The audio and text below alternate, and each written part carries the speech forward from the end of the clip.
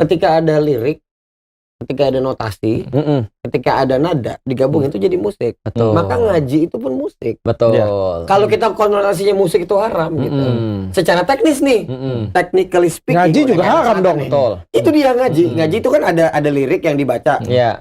Ada notasi. Jadi lirik, kata-kata, literasi, ada notasi, betul. nada, dan ada rima, irama, ada musik.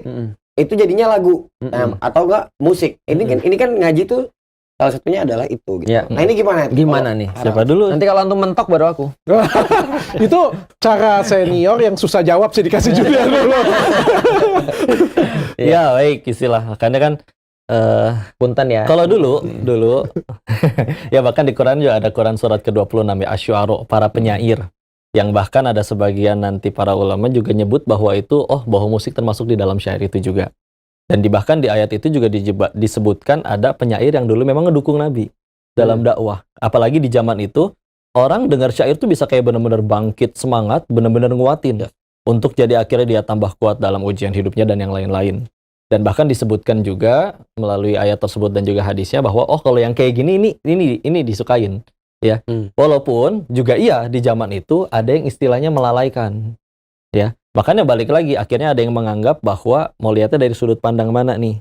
Yang mana yang kalau mau dipandangnya itu bisa jadi untuk menguatkan, maka ada yang mengizinkan. Menguatkan dalam arti jadi pengen tobat, jadi pengen tambah baik. Walaupun memang kebanyakan lebih banyak dipakai untuk yang tadi, untuk bikin jadi lalai. Sedangkan kalau untuk bicara untuk jadi lalai, kan salah satu indikator orang misalnya ngajinya atau imannya sudah tinggi, salah satu cirinya kalau di hadis riwayat Imam Tirmidzi, dia akan makin menjauhi sesuatu yang tidak bermanfaat terutama bagi akhiratnya. Sehingga maka nanti mau lihat dari sudut pandang mana lagi. Iya, kalau dari sudut pandang fikih banyak sekali yang mengharamkan. Tapi ditanya dulu yang mana dulu nih yang diharamin kan? Karena nanti bahasannya meluas. Tapi balik lagi, waktu yang dulu podcast sebelumnya sama Dr. Richard juga bilang, fikih itu cuma bicara boleh atau tidak, bicara hukum. Fardu, sunnah, mubah, makruh, haram, intinya boleh atau tidak. Kalau di atas fikih, kita selalu ingat di atas fikih itu ada yang namanya takwa.